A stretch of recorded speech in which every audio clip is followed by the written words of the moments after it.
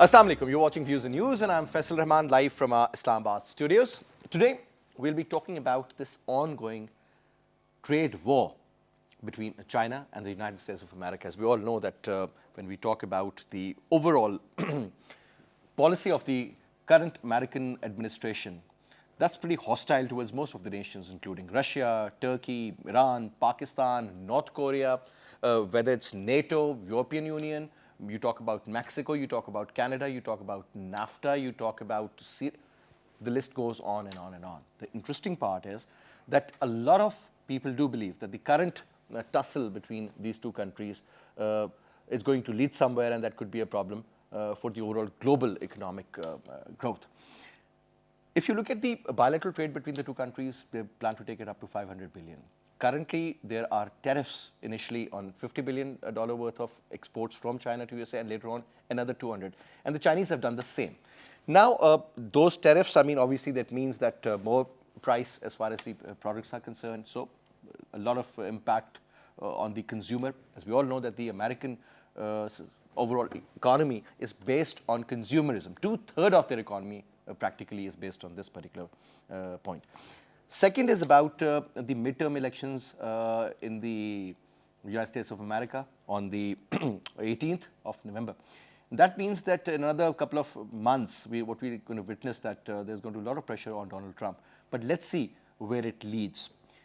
Though there was this story that Chinese and the Americans might again start the negotiation process regarding the trade tariffs and trade barriers and the issues related to that. And that was the reason the stock market did go up in the Asian region. The other important point is that, as we all know that historically, the Americans never recognized China, at least for the first initial 30 years.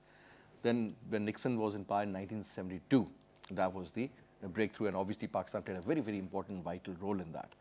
And later on, obviously, Chinese, they have become a huge economic power, surpassing Japan, and ready to take over the United States of America because they were consistent and they had a very straight policy, and they were very growth oriented. Despite the fact that sometimes the entire globe would be under recession, but China would be showing at least single digit economic growth, and mostly double digit.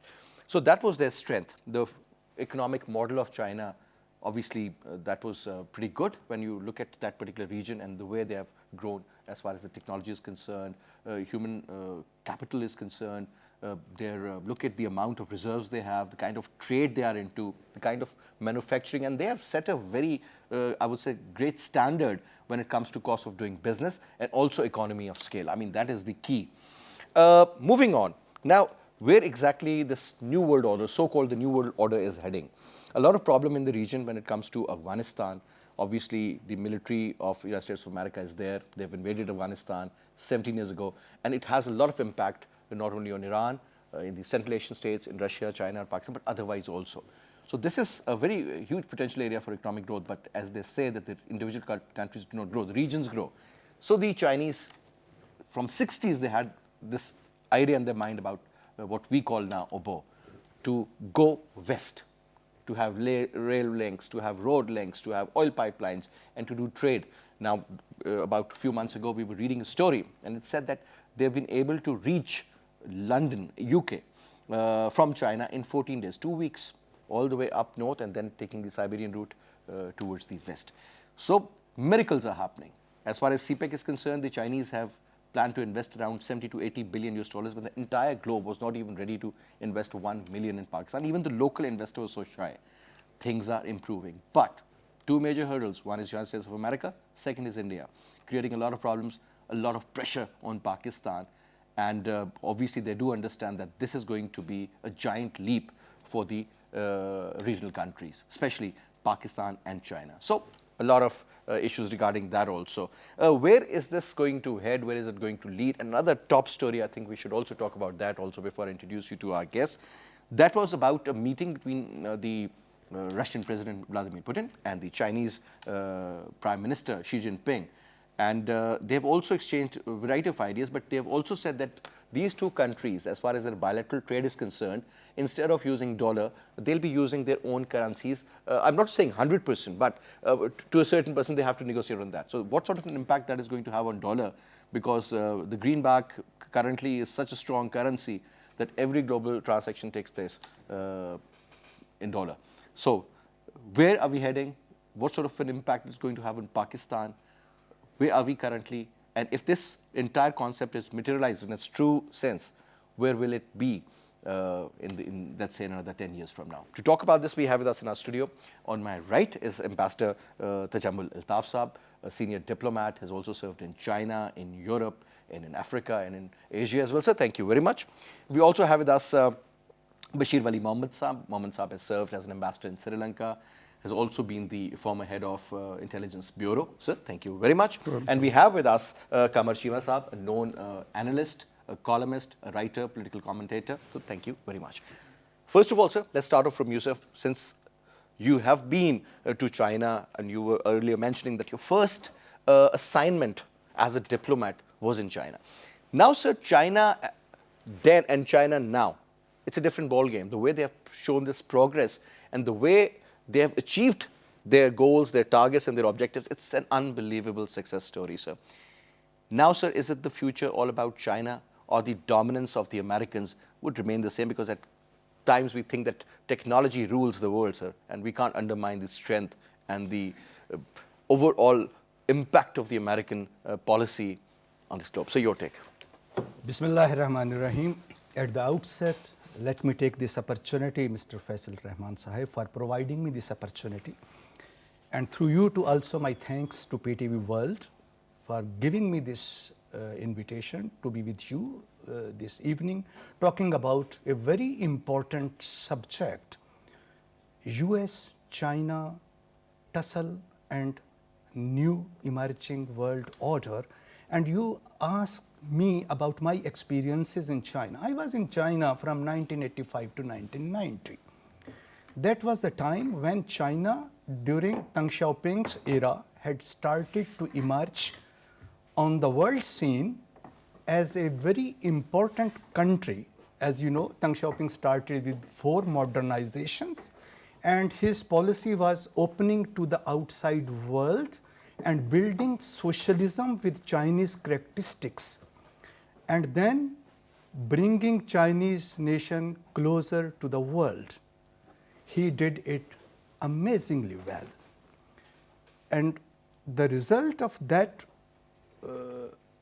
economic development, which started in Deng Xiaoping's time with single-digit economy, even turned into double-digit economy. They put full focus on the development of their economy.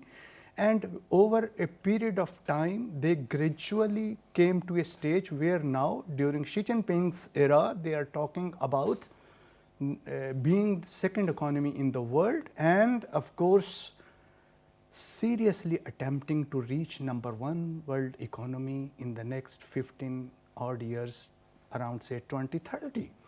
This is something amazing in the world history. No single country in human history has acquired and achieved that level of growth and GDP within the shortest span of 40 years. All the countries which are having their growth, they took more than 1,000 years to come to this level. So is it a miracle for China? So the way the Chinese have grown, I mean, obviously the human capital, their extra hard work, everything has paved way for that. But so do you believe that that Chinese economic model, or the kind of ingredients they have, and because of that they are there where they are at the moment. So do you think, sir, do we have some sort of a convergence, sir, with them? Indeed, Pakistan can learn a lot from the Chinese economic and political models both. The way Chinese have come up, and they said Chinese found opportunity in each challenge, whereas we perhaps did not. Just remember when China was facing 4 dragons in their nearby area, including Taiwan, Singapore, South Korea, and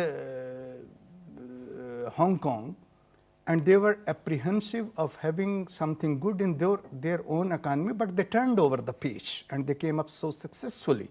And then, of course, subsequently they faced huge potential coming from United States of America, which they did, of course, in 2014, passing through that level of PPP growth where they came number one. Actually, they are number one in that They regard. are number If you one look at PPP, economy. they're number one, yes. We have to learn exactly trying to emulate and follow the Chinese economic model in our own system, which of course is a long way to go, a far cry, but at the same time we can still manage to learn and try to find some opportunities out of our challenges.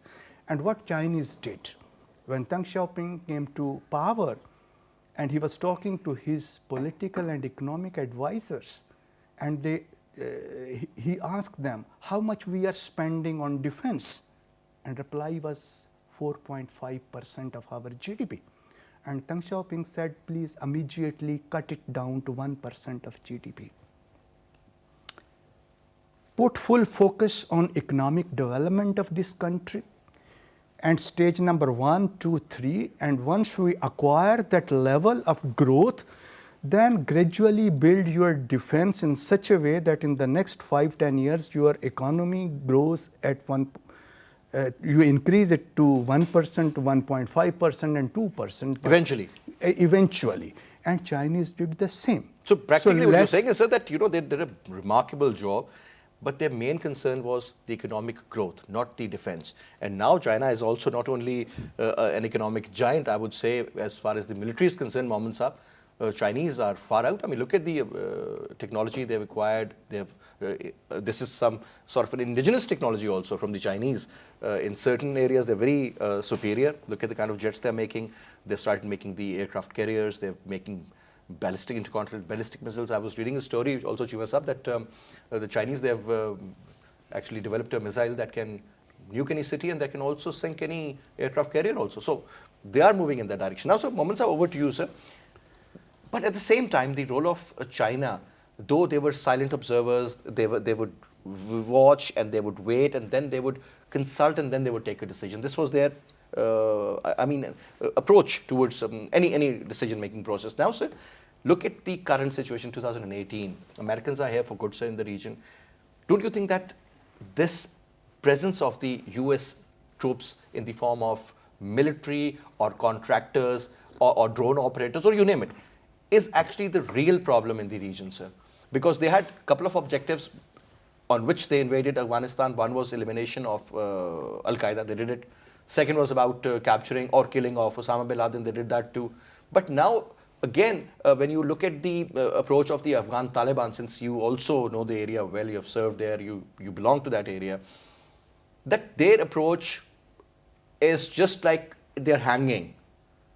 Sometimes they would kill a few known people who are like most wanted, and certainly then there would be some sort of a offensive by the Taliban. Like recently, 52 got killed yesterday, yes. 18 got killed the day before. This is going on, and then scapegoating Pakistan. Now, so they are here for a reason, and their design is very different. Rather, their design was very different when they thought about the next century, and that was the 21st century. Your take, sir. Bismillah ar-Rahman ar-Rahim. Well, I agree with you.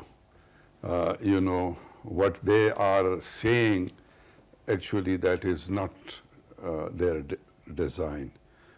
You have mentioned few, Osama bin Laden, you have mentioned these other small, activities which they have been doing it, but that was not basically the target. Osama bin Laden was in Afghanistan, or early 80s, he was here. It was... and you happened to meet him too? Beg your pardon? You have met him a few times as well? Oh, yes, number of times. And no, he was there. And I won't say that it was the American who, let's say, brought him or they were grooming him. No, sorry. He was a different character altogether. He came, he had a lot of money, he supported the Afghan this thing. He was a good Muslim. There's no doubt whatsoever. He was a good Muslim. And basically he was a donor. He came to this part of the world as a donor and not as a warrior. But then he saw these people that, no, I think I can perform better. than the Afghans who were already fighting over there. And so he took on, he had his own, then started off with his own base in Jaji, and then in all that, that activity started. So he was basically, he came, and then when the American, later on, what happened in Tora Bora?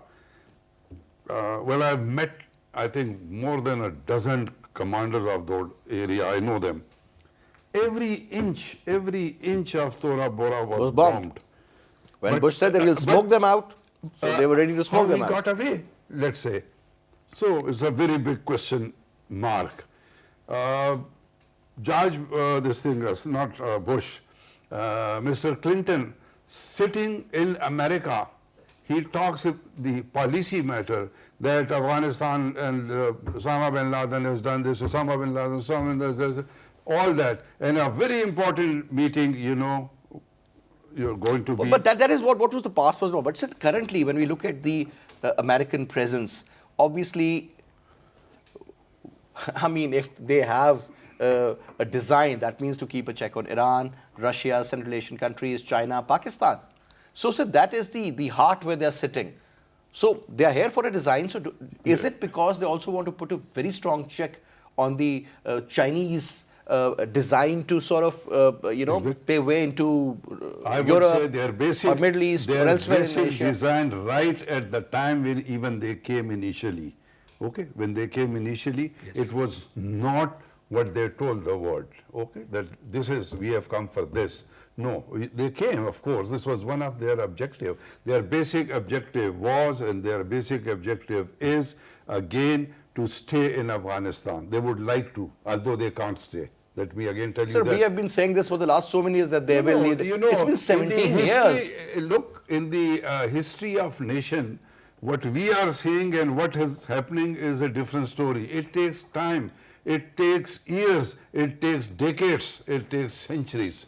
So that is besides the point. They want to stay there, and they want, their influence on one side to control the Chinese in both ways. Militarily, as we've been saying, that China, who started initially from the economic growth, and it was their economic progress which they made. On the other side, the Russia, a country like Pakistan, who supported the Afghan cause for 10 years. The Russians lost more than 35,000 people dead, over 100,000 wounded, and they had to leave Afghanistan. Even they are today trying to get closer to us. Just because the Chinese, the Russian, it's a different, they understand that so long the Americans are there, these problems will be there. They'll keep fighting.